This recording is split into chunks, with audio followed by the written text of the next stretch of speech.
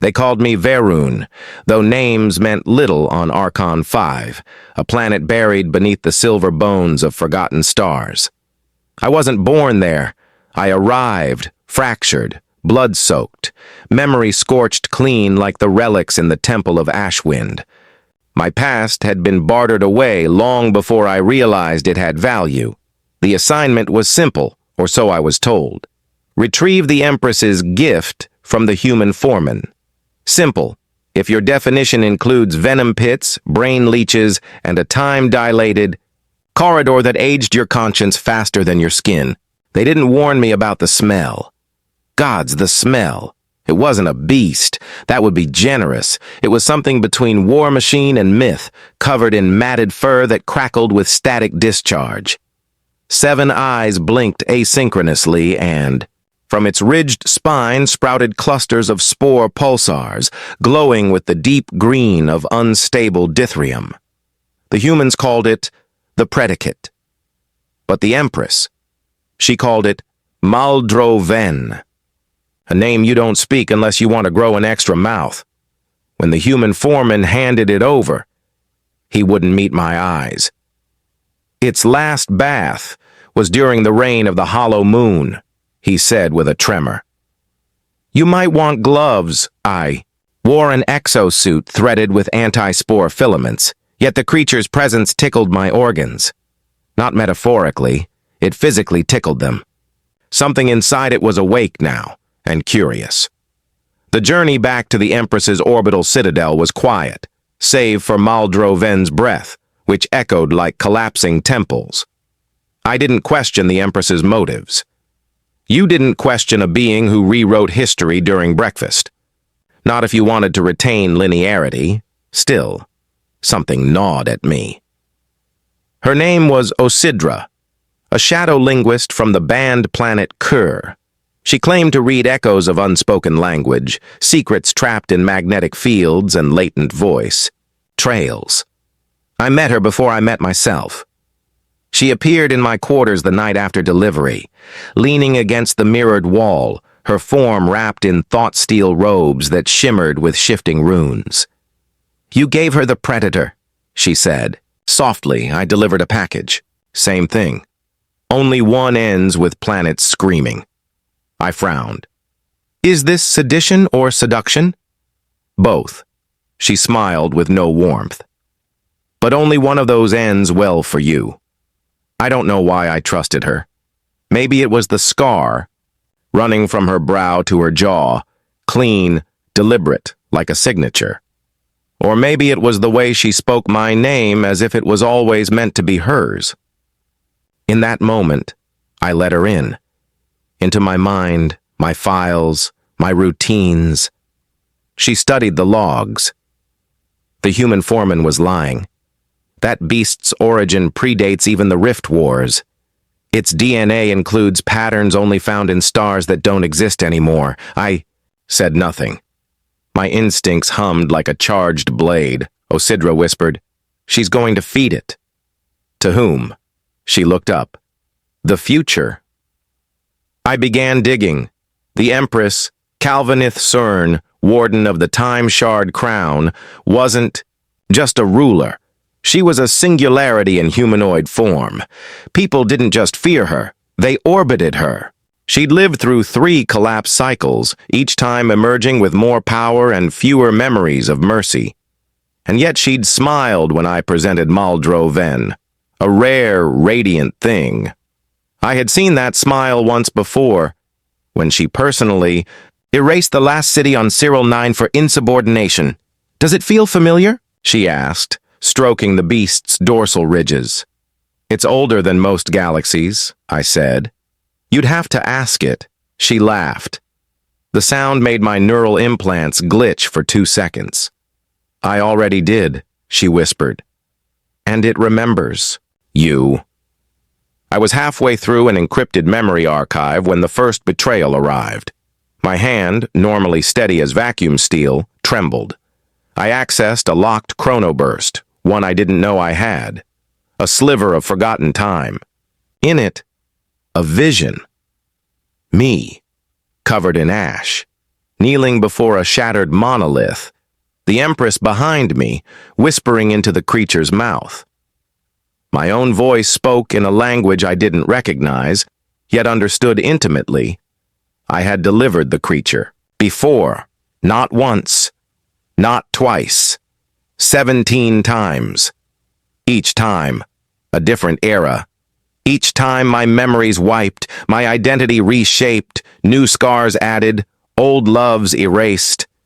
And Osidra, in each iteration, she died screaming my name. Time isn't a river. It's a spiral, a fractured helix wrapped around the illusions of choice. I knew this now, not through philosophy, but through pain. I had looped, delivered Maholdroven to the Empress again and again, a courier of catastrophe dressed in flesh and forgetting. But this loop, this one was different. Osidra had survived longer than any of the others. She wasn't just a deviation, she was a mutation in fate. I could feel it. And something inside Maldroven knew it too. It had stopped growling when she was near, had begun to listen. Even its many horrible eyes softened their light when she entered the room. "You've changed something," I told her. "I didn't," she replied. "You did. You brought me into your spiral. We ran, through quantum ducts and inertial shadows, we abandoned the citadel. Cloaked in memory scramblers, we slipped through a temporal bypass that led beneath the outer moons of Wraithroot, a dead colony turned wormhole shrine. I'd been there before, maybe in another self, maybe just in a dream encoded into me by someone else. The tunnels breathed. I don't mean the usual air displacement hum of artificial gravity. I mean they actually inhaled and exhaled, as if we walked through the throat of some buried, dormant behemoth. Osidra called it the refractor womb. According to her stolen archives, it was built during the Chrysalis War by a species that lost so completely their names had been removed from time. They hadn't died. They'd been uninvented, and this womb, it was their last scream, a device to fracture destiny itself. "Why bring us here?" I asked. "Because," she said, brushing her fingers across the organic wall, "this is where your cycle ends." She kissed me. No warning, no heat, just an act of insistence, as though she had kissed me before, many times, and had only now remembered the taste. It wasn't passion. It was desperation. Like she had seconds left, and she wanted those seconds to matter. When she pulled away, her pupils had spirals in them. Not metaphorical. Actual spirals. "I've seen your end," she whispered, "but I think I can break it." "You said that in the last loop?" She nodded, eyes full of ancient sadness. "You didn't believe me then either." I held her hand. "This time, I did. Maldroven found us again, not through sensors or scent or sound. It simply appeared, rising from the womb's floor like a god rejecting its own burial. But it wasn't angry. Not yet." "You knew it would come," I said. "Yes," Osidra replied, her breath catching. Maldroven's form shimmered, no longer monstrous but shifting, part memory, part machine. Its flesh morphed into symbols, the shapes of ruined alphabets. I understood them without understanding how. And then it spoke. "You are recursion," it said in 1,000 voices. "You are the wound that will not close." "Then help me end it," I said. It paused. 7 eyes blinked in harmony for the first time. I remember love. It was the virus. Osidra stepped forward, voice trembling. "We don't want to kill you. We want to free you." It snarled, not in rage, in grief. I was made to be fed. She made me hungry for timelines. "Then starve," she said. Everything shattered. The womb collapsed into a dream of itself. I saw reflections that weren't reflections, other me's, other Osidras. In one, I held her as she bled. In another, she stabbed me through the heart. In one loop, we ruled galaxies. In another, we were children playing in a field that never existed. And at the center of them all, Calvinith Suorn, smiling, always smiling. We emerged in a twisted version of the Citadel. Same architecture, same air, but different rules. Gravity wept sideways, colors broke into sound, and every screen played a loop of me delivering Maldroven again and again. I screamed, not in fear, in fury. "I want it to end," a voice echoed. "Then make it end." It wasn't Maldroven, it wasn't Osidra, it was me. A future self, burned half machine, eyes replaced with orbiting glyphs. "You gave in once," he said. "Accepted her offer. She made you her beast. You think you're a courier, but you're the real gift." Osidra backed away. No, that's not." He looked at her. "You die in all the loops where he doubts." I grabbed her, held her so tight I felt our atoms tremble. Not this time. The other me smiled, broken, bitter, almost proud. Then rewrite the spiral. Kill her. Easier said than done. Calvinith waited in the throne core, drenched in cold blue light, her crown made of singularity shards. Maldroven stood beside her, passive now, as though it had accepted its nature. "You ran," she said. "Cute." "You lied." I spat, I shaped. She stood. Every step she took warped the floor. Her presence bent the air. "I gave you purpose. You were chaos, a smear of broken code across time. I gave you shape. You turned me into a bomb with a name." Her laugh turned walls into dust. "I turned you into a legend," Osidra screamed, not in pain, in activation. Her robes burst into living script, a language of resistance. It attacked reality, dissolving the Empress's illusions. Maldroven howled, this time in joy, not rage. It lunged, but not at us, at her. Calvinith fought like history itself. Each movement was a timeline collapsing. She parried with regret, stabbed with nostalgia, bled entropy. Maldroven bit deep into her throat, and from the wound poured black starlight. She screamed my name, not Varun, not any name I'd ever heard. The womb returned, rebuilt by belief. Osidra turned to me, bleeding from the nose, eyes losing focus. "I can hold the portal," she said. "You go through." "No. If you stay, you loop. If I leave, you die." "I always do." She kissed me again. This time it wasn't desperate. It was home. She shoved me, hard. I flew through the rift as the Empress collapsed into dust, and Maldroven howled one last time, a sound like forgiveness. Then it was gone. I woke in a marketplace made of singing sand, no memory of my name, just a word carved into my palm, Osidra. The sand was white, not bleached, not chalk, white, like language before it's spoken. Every grain buzzed with dormant intent. I sat in it for 3 days, watching the twin suns refuse to move. No stars, no shadows, just endless stillness, and that name burning in my palm like a forgotten oath, Osidra. Each time I said it aloud, the air trembled. On the 4th day, a creature came. Not Maldroven.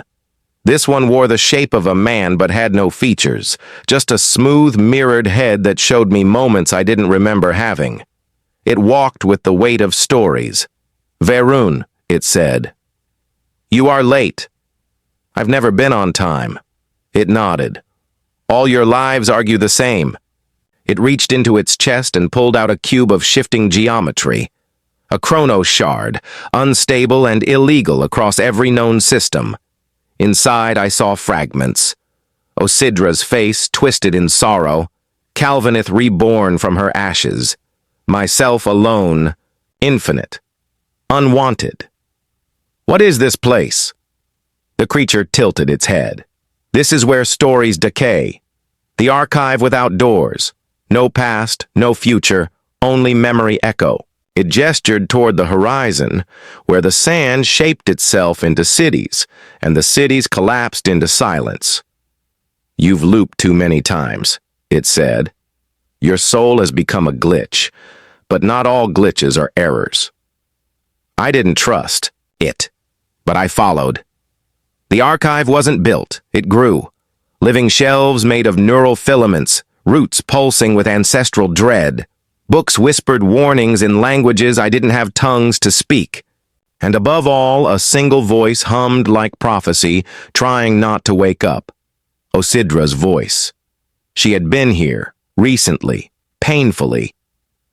The faceless archivist led me to a chamber of mirrors that showed not reflections, but possibilities never chosen. In one, I saw myself kill the Empress with a kiss. In another, I stood beside her as consort and general. In all, Osidra was always the variable. Sometimes savior, sometimes executioner. Never just lover. The archivist pressed its mirrored palm against a stone door that hadn't been there moments before. "Beyond this threshold lies your origin." I don't need origin. I need answers. They are the same thing. Behind the door was not a room, but a scene, frozen in place like a paused performance. A laboratory, half destroyed, floating inside a bubble of halted time. Machines cracked open like eggshells, spilling data and smoke. Monitors displayed a name, again and again, Project Sulfract, and in the center, a cryopod, occupied by me. The revelation didn't shatter me. It hollowed me. I was not born. I was not grown. I was recompiled. A memory weapon built by a forgotten faction in the Temporal Schism War, custom-coded to absorb causality disruptions and neutralize narrative entropies. I wasn't human. I was an answer to a question no one remembered asking. And worse. Osidra had helped make me. She appeared behind me. Not real. Not present. Just a residual echo. Eyes brimming with regret. "You weren't supposed to feel," she whispered. "But I did. I told them it was a mistake. You kissed me. That was the mistake." The echo faded, but not before it said one last thing. "She wasn't the only one who used you." I turned to the archivist. "Show me who." It sighed. The first time I'd seen it behave tired. "There is a place beyond even this. A rift buried under causality, sealed with paradox. You'll need her for that." "She's gone." "No," it said. "She's you." The fourth truth unraveled. Osidra wasn't separate from me. She had been splintered from my mind during the third iteration of the spiral loop. When the Empress tried to overwrite my morality, a segment of my conscience broke free and became her. A perfect opposite. Empathy as weapon, romance as resistance.